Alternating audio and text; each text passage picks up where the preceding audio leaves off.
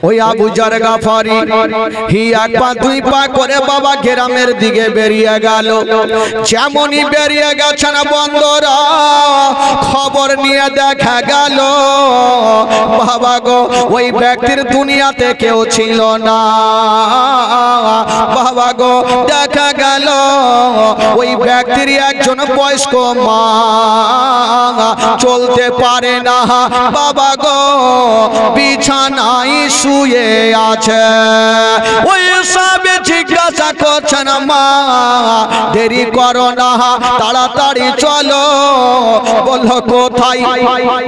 বলো তাড়াতাড়ি চলো, আর ওই কবরের কাছে আমার নবী তোমাকে ডাকতেছে। ওই বয়স্ক মা দেরি করলো না, কাঁদতে কাঁদতে বাবা আমার নবীর কাছে হাজির হয়ে গেল। আমার নবী বলছেন মা গো, ও গো মা, তুমি কি জানো না মা যে তোমার বেটার কবরে এখন দাও দাও করে আওয়াজ হচ্ছে গো মা। ওই মা বলেছিলেন ইয়া রাসূলুল্লাহ, ইয়া হাবিবাল্লাহ, নবী গো আমি সব কিছু জানি, আমার বেটার কবরের কাছে আযাব হচ্ছে। তবু ইয়া রাসূলুল্লাহ আমি আমার বেটার জন্য আমি কখনো দোয়া করব না, আমার বেটার কবরের কাছে আমি দাঁড়িয়ে দাঁড়িয়ে দোয়া করব না। বলল কেন? হায়রে দরদিনী মা,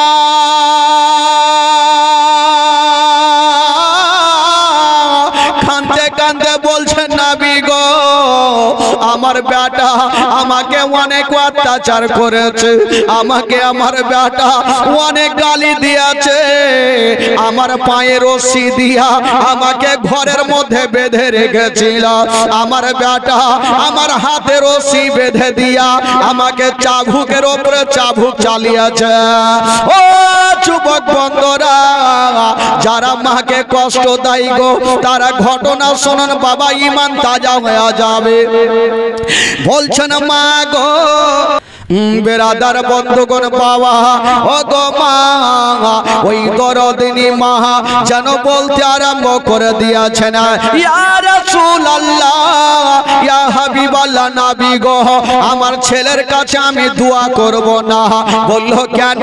বলা এই জন্য করব না, আমার ছেলে আমাকে অনেক অত্যাচার করেছে, আমাকে গালি দিয়েছে, আমার পায়ে রশি বেঁধেছে, আমি আমার বেটার জন্য দোয়া করব না।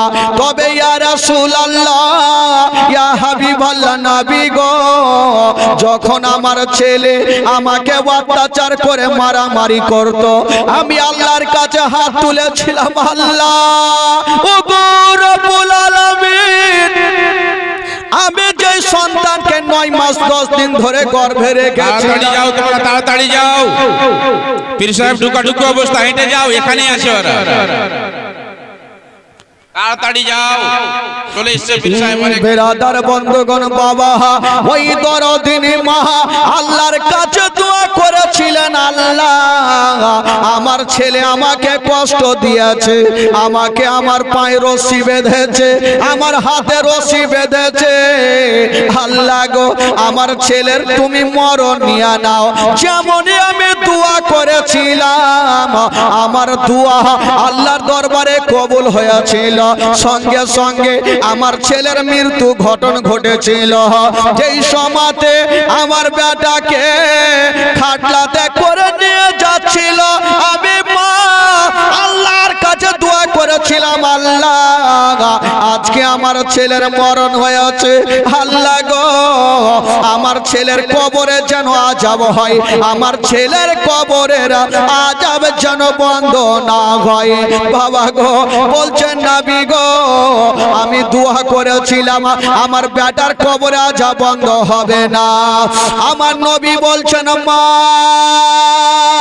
ও জননী মা একটু দোয়া করে দাও মা, যেন তোমার ছেলের যেন তোমার ছেলের কবরের আযাবটা বন্ধ হয়ে যায়। ওই মা দোয়া করবে না। আমার নবী বলছেন মা গো কেন দোয়া করবে না? বলল আমি করব না। আমার ছেলের বিবাহ দিয়েছিলাম নবী গো, 7 বছর থেকে আমার সন্তান আমাকে মা বলে ডাকে না, এই জন্য আমার কলেজা খানা ফেটে যায় নবী গো, আমার ছেলের জন্য আমি দোয়া করব না। ওগো দরদিনী মা, বেটার কষ্ট দেখে তবু মা দোয়া করে না। মা যদি দোয়া করে দেয় তবে মায়ের দোয়া কারেন্টের মতো কবুল হয়ে যায়। কিন্তু বেরাদার ওই মাকে এত কষ্ট দিয়েছে, ওই মা ছেলের কবরের আযাব দেখেও বেটার জন্য দোয়া করে না। আমার নবী বলছেন মা গো যখন তুমি দোয়া করবে না মা, তবে তোমার লাঠি খানা আমাকে দাও। হাইরে বয়স্ক মা চলতে পারে না, হাতে লাঠি নিয়ে চলতেছিল, ওই লাঠি খানা আমার নবী পাক নিয়ে নিল। যেমন নিয়েছেন মা গো ওই লাঠি খানা একটা দিক লাগিয়েছে কানে, আর বাবা গো একটা দিক যেন কবরে রেখে দিয়েছেন। কিছুক্ষণ পরে বলছেন মা গো এই লাঠি খানা নিয়ে তুমি চলে যাও মা। যেমনই বয়স্ক মা সেই কবরের কাছ থেকে যেতে আরম্ভ করেছেন, একটু দূর আগিয়ে গিয়েছেন বাবা, ওই লাঠি থেকে আওয়াজ ভেসে আসতে আরম্ভ করলো। কে বলছে না? নিজের বেটা বলছেন মা গো তুমি আমাকে ছেড়ে যেও না গো মা, আমাকে ছেড়ে যেও না মা, আমার জন্য তুমি দোয়া করে দাও মা। যেমনই মা শব্দখানা বলেছে, হায়রে দরদিনী মার অন্তর খানা ফেটে গেল। কাঁদতে কাঁদতে গিয়া আমার নবীর হাতখানা ধরে নিয়েছেন। ইয়া রাসূলুল্লাহ, ইয়া হাবিবাল্লাহ নবী গো এবার আমার ছেলের জন্য আমি মা দাঁড়িয়ে দাঁড়িয়ে দোয়া করব। আমার নবী বলছেন মা গো এতক্ষণ তো তুমি দোয়া করলে না মা, এখন কেন দোয়া করতে চাইছো বলো? বলছেন ইয়া রাসূলুল্লাহ আমার ছেলে আমাকে 7 বছর থেকে মা বলে ডাকেনি, আজকে যখন আমাকে মা বলে ডেকেছে আমার অন্তরখানা যেন ঠান্ডা হয়ে গেছে, আমার অন্তরখানা ঠান্ডা হয়ে গেছে। ইয়া রাসূলুল্লাহ আমি আমার ছেলের জন্য আল্লাহর কাছে দোয়া করে দেব। ও যুবক বন্ধুরা, ওই দরদিনী মা দাঁড়িয়ে দাঁড়িয়ে আল্লাহর কাছে দোয়া করছেন, আল্লাহ গো আমি একদিন দোয়া করেছিলাম আমার ছেলের মৃত্যু হয়ে যাবে, আল্লাহ মৃত্যু হয়েছিল, আল্লাহ গো আরো দোয়া করেছিলাম আল্লাহ যেন কবরের আযাব বন্ধ না করে, আল্লাহ কবরের আযাব চলছে, আল্লাহ গো আমি মা সহ্য করতে পারি না। হাজার হলো 9 মাস 10 দিন ধরে সন্তানকে গর্ভে রেখেছি, আমার অন্তরখানা কাঁদছে। ইয়া রাসূলুল্লাহ, ইয়া হাবিবাল্লাহ নবী গো এবার আমার ছেলের জন্য দোয়া করে দেন। ওই মা যেমনই দোয়া করা সঙ্গে সঙ্গে ওই ব্যক্তির কবরের আযাব আমার আল্লাহ তাআলা বন্ধ করে দিল। জোরে বলুন সুবহানাল্লাহ। যেমনই বন্ধ হয়ে গেল, ও মা একটা কথা বলে দি, মায়ের দোয়া কারেন্টের মতো কবুল হয়ে যায়, মায়ের বাদ দোয়াও কারেন্টের মতো কবুল হয়ে যায়। ও যুবক বন্ধুরা কখনো মাকে ধিক্কার দিয়ে কথা বলবেন না, মাকে খারাপ কথা বলবেন না। ওই দরদিনী মা সন্তানের জন্য কত না কষ্ট করে থাকে বাবা, সন্তান যদি কোথাও যায় তবে মায়ের কলেজা খানা কান্দে। এই জন্য তো কবি লিখেছেন বাবা, মা বিনে বান্ধব নাই রে, মা বিনে বান্ধব নাই রে এই জগত করিয়া, ভেবে দেখো কি করছো এই মায়ের লাগিয়া, ভেবে দেখো কি করছো এই মায়ের লাগিয়া, ভেবে দেখো কি করছো এই মায়ের লাগিয়া। মা বিনে বান্ধব নাই রে, মা বিনে বান্ধব নাই রে এই জগত ঘুরিয়া ভেবে দেখো কি করছো এই মায়ের লাগিয়া ভেবে দেখো কি করছো এই মায়ের লাগিয়া ও সন্তানের কিছু হইলে আর মায়ের মনে আগুন জ্বলে আর সন্তানের কিছু হইলে আর মায়ের মনে আগুন জ্বলে নিভে না রে পানি দিলে নিভে না রে পানি দিলে নিভে না রে পানি দিলে আরো ওঠে জ্বলিয়া ভেবে দেখো কি করছো এই মায়ের লাগিয়া ভেবে দেখো কি করছো এই মায়ের লাগিয়া মা বিনে বান্ধব নাই রে মা বিনে বান্ধব নাই রে এই জগত ঘুরিয়া ভেবে দেখো কি করছো এই মায়ের লাগিয়া ভেবে দেখো কি করছো এই মায়ের লাগিয়া ও সন্তান যদি দূরে থাকে আর মায়ের চোখে ঘুম আসে না আর সন্তান যদি দূরে থাকে আর মায়ের চোখে ঘুম আসে না বাছা ধর্মর কোথায় গেল বাছা ধর্মর কোথায় গেল বাছা ধর্মর কোথায় গেল আসে না কেন ফিরিয়া ভেবে দেখো কি করছো এই মায়ের লাগিয়া ভেবে দেখো কি করছো এই মায়ের লাগিয়া মা বিনে বান্ধব নাই রে মা বিনে বান্ধব নাই রে এই জগত ঘুরিয়া ভেবে দেখো কি করছো এই মায়ের লাগিয়া ভেবে দেখো কি করছো এই মায়ের লাগিয়া ভেবে দেখো কি করছো এই মায়ের লাগিয়া বেরাদার আজকে কবরের মধ্যে কাউরি মা কাউরি বাবা আত্মীয় স্বজন সে কবরের মধ্যে শুয়ে আছে ভাই আজকে আপনি জানেন আপনার বাবা যদি কবরে থাকে সেটা আপনাকে দেখছে কাউরি মা কবরে থাকে সেটা আপনাকেও দেখছেন ভাই আজকে তারা ভাবছেন আল্লাহ আমার সন্তান আমার বেটা বেটি আত্মীয় স্বজন আজকে আমার জন্য আমার মাগফিরাতের দুয়ার জন্য আজকে সে কবরস্থানের মাটিতে আমার জন্য আমার ছেলেরা দোয়া করবে সঙ্গে সঙ্গে সে মা জান্নাতি হয়ে যাবে ভাই যাদের আত্মীয় স্বজন কবরে শুয়ে আছে তাদেরকে বলবো নিজের আত্মীয় স্বজনের জন্য 500 করে টাকা কোনো মা যদি পারেন কাউরি বাবা শুয়ে আছে কাউরি বেটা শুয়ে আছে কাউরি আত্মীয় স্বজন শুয়ে আছে মাগো 500 করে টাকা আপনারা দিতে পারবেন না যদি কোনো বাবা পারেন আপনাদেরকে বলবো যে আপনারা 500 করে টাকা সে কবরস্থানে নিজের আত্মীয় স্বজন শুয়ে শুয়ে আজকে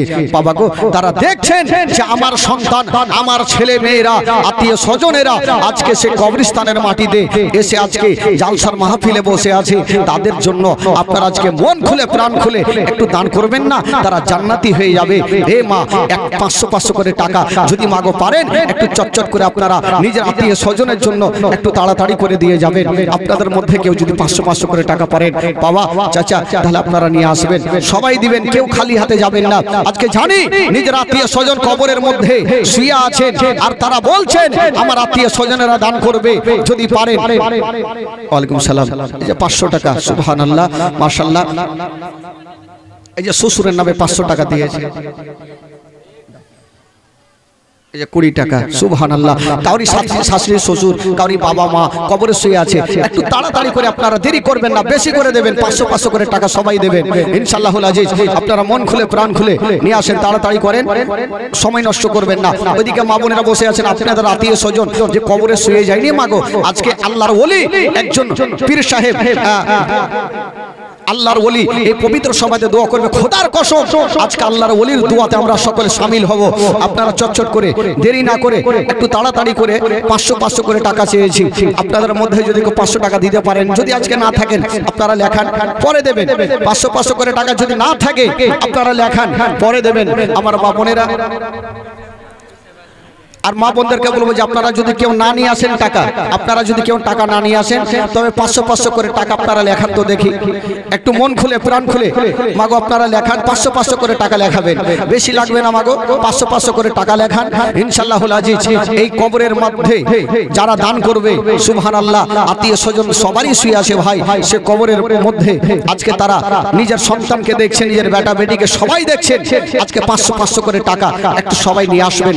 মা বোনেরা যদি আপনারা টাকা না নিয়ে থাকেন তবে একটু 500 করে টাকা, কোনো মা লেখাতে পারবেন না, কোনো মা 500টা টাকা সামনে বছর দেবেন, আজকে লাগবে না, সামনে বছর আবার যখন জালসা হবে আবার আপনারা দেবেন 500 করে টাকা। আর ভাই আপনাদের মধ্যে একটা কেউ 500টা টাকা হলো না, সে কবরস্থানের মাটিতে নিজের বাবার জন্য একটা কোনো বাবা চাচা একটা শ্বশুর হবে না কেউ 500টা টাকা দিতে পারবেন না?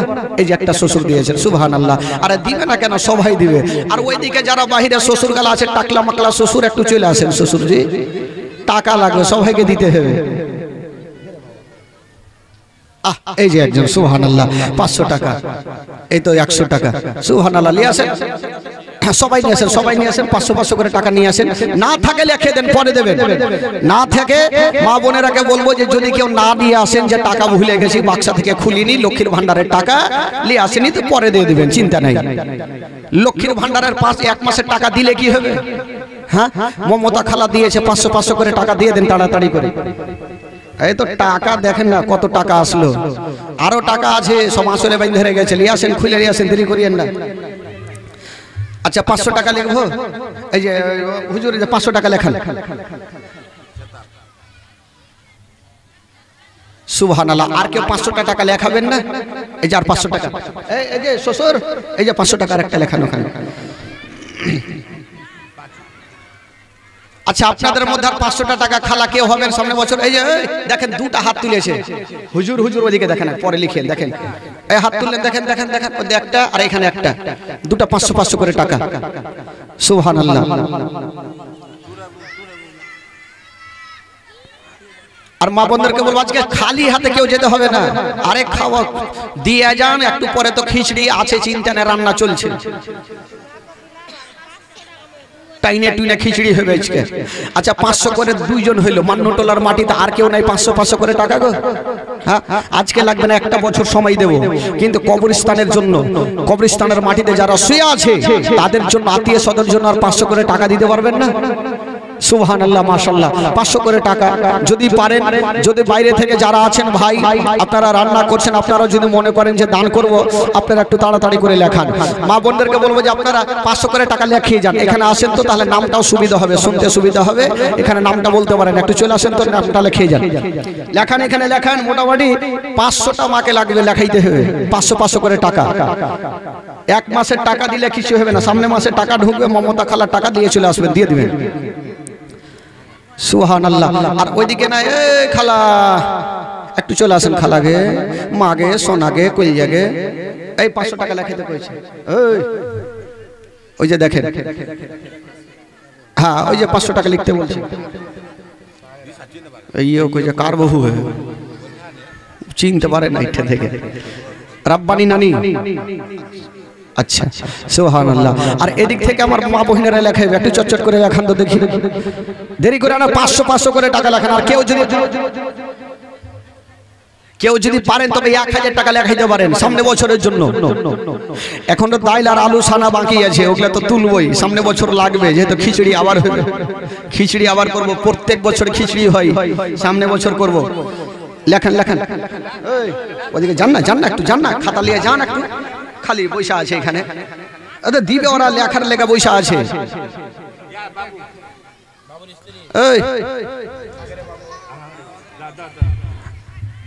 সময় নাই, পীর সাহেব চলে আসবে, তাড়াতাড়ি করেন।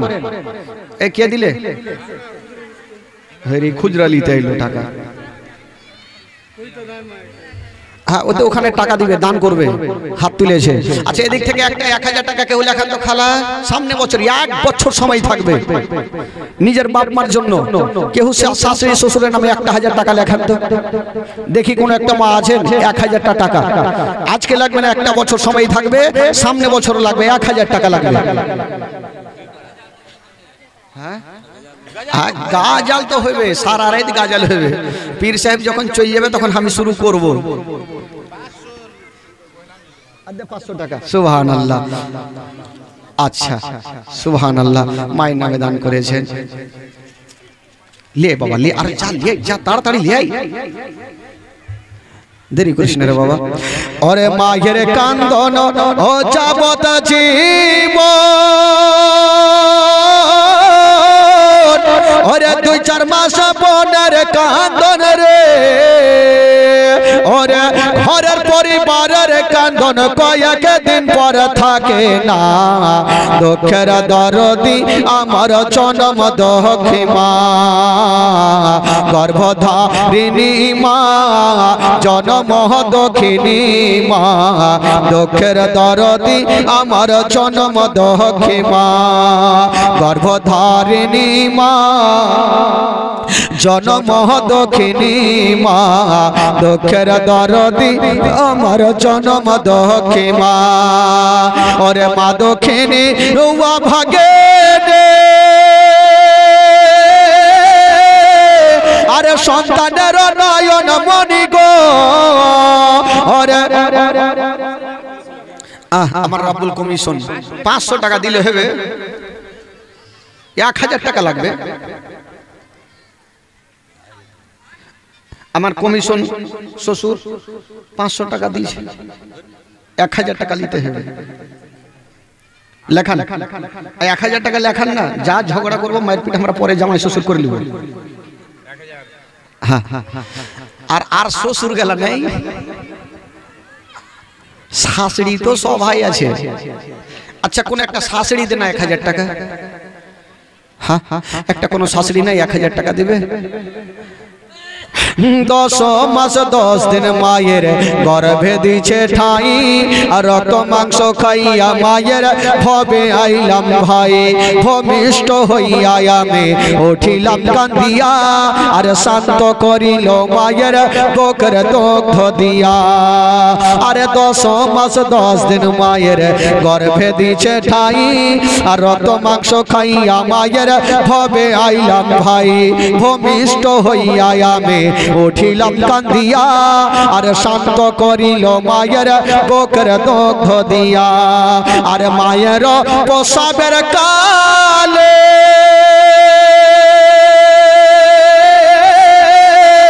আর বুক ভেসে যায় নয়ন জলে রে, ওরে সন্তানের লইয়া কোলে ভুলে প্রসব যন্ত্রণা। নাম কইতে মানা করেছে 1000 টাকা। আচ্ছা নাম কইতে নিষেধ করেছে, কইছে আমি দিনু কিন্তু নাম কইতে হবে না। ওকে তো ফের দেখে নিলে সবাই, কাউকে দিয়ে পাঠাতে হলে না, আগে কইহে দিলে আমি দিনু। একটা বাদশা শ্বশুর বাড়ি যাচ্ছে জানেন তো, পায়জামাটা খুবই ময়লা, তো চিন্তা করছে যে পায়জামা তো ময়লা, শ্বশুর বাড়ি আজকে যাবো না। তো একটা গোলাম বলছে, হুজুর আপনারটা ময়লা আছে তো আমারটা চকচক করেছে, পড়ে চলেন। বলে হারে পাগলা, গোলামের পায়জামা পড়ে যাব তো মান সম্মান থাকবে? বলে হুজুর আমি জানবো, আপনি জানবেন, বাকি কেউই জানবে না। বলে তুই বলবি না তো? বলে জিন্দেগিতে বলবো না। চল তাহলে। গোলামের পায়জামা পড়ে বাদশা চলে গেছে। তো বাদশা ভিতরে 2টা লোকজন চলে এসে, কিছু লোকজন বাদশাকে দেখার জন্য। গোলামকে জিজ্ঞাসা করছেন, ওই তোদের বাদশা কোথায়? গোলামটা চট করে বলছে, দেখ ভাই বাদশার কথা 1000 বার বলবো, 2000 বার বলবো, কিন্তু পায়জামার কথা বলবো না। বলে ইয়ারা কইছে পায়জামা ফের কি হইলো? বলে কি হয়েছে পায়জামা?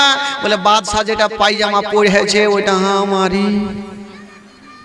বাদশা ভিতর থেকে আসলো আর তাই না 2 গালে 2 চড় দিয়েছে। তুই বললি কেন? বলে কিয়ামত পর্যন্ত মায়ের মনে থাকবে, জিন্দেগিতে বলবো না। বলে বলবি না তো? না। আবার একটা দল চলে এসে বলে তোর বাদশা কোথায়? বলে দেখ ভাই বাদশার কথা বলবো 1000 বার বলবো, 2000 বার বলবো, পায়জামার কথা বলে 2 গালে 2টা টাইনা চড় খাইছে, জিন্দেগিতে বলবো না। ফের বলা হইল না। তো এরকম ভাই কইছে হ্যাঁ আমি দিনু। তো সবাই তো দেখে নিলে, কিন্তু যাকে আল্লাহ তো সব জানে, নাম না বলে আমার আল্লাহ সব জানে। 1000 টাকা দিয়ে গেছেন, সুবহানাল্লাহ। একটু জোরে নারে লাগা, নারায়ে তাকবীর।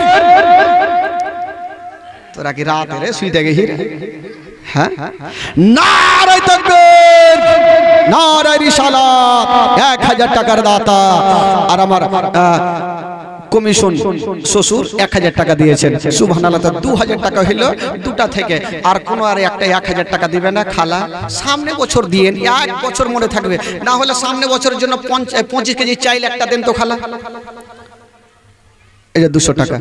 আচ্ছা 25 কেজি চাল একটা হবে, একটু হাত তুলেন, 1 বছর সময় থাকবে 25 কেজি চাল। চট করে হাত তুলে দেরি করিয়েন না, সময় নষ্ট করিয়েন না। এই যে একটা শ্বশুর ওই যে হাত তুলেছে 25 কেজি চাল। হ্যাঁ হ্যাঁ লিখছি, চিন্তা নাই, 25 কেজি চাল। বলছিলাম যে আর একটা কোনো মা ওইদিকে নাই যে 500 টাকা দিবেন, একটা মন খুলে হাত তুলেন তো মাগো। 500 টাকা আজকে না থাকলে আপনি পরে দিয়েন, 500 টাকা একজন কি হবে না? একটু প্রাণ খুলে মন খুলে আজকে কবরস্থানের জন্য দান করবেন। একটা ঘটনা আপনাদের সম্মুখে বলবো যে মাকে ভালোবাসলে কি হয়। যার মা কবরে শুয়ে গেছে তাদের জন্য এই ঘটনাটা, একটু মন খুলে প্রাণ খুলে সেই ঘটনাটা শুনবেন। একজন মা নিজের সন্তানকে আদর যত্ন করে বড় করেছেন, একটু মন দিয়ে শুনবেন মাগো, একটু ঘটনাটা শুনবেন, তারপরে আবার দান করবেন। আর যারা মনে করছেন 500 করে টাকা লেখাবো, আপনারা চুপচাপ আসবেন আর এখানে নামটা লিখিয়ে যাবেন, আমি একবারে নামটা বলে দেবো। বারবার করে না বলা থেকে একবারে নামটা বলবো, যে আপনারা নিজের বাবা মা আত্মীয় স্বজন ভাই ব্রাদারের জন্য যারা কবরে শুয়ে গেছে তাদের জন্য আপনারা মন খুলে এখানে দান করে যান।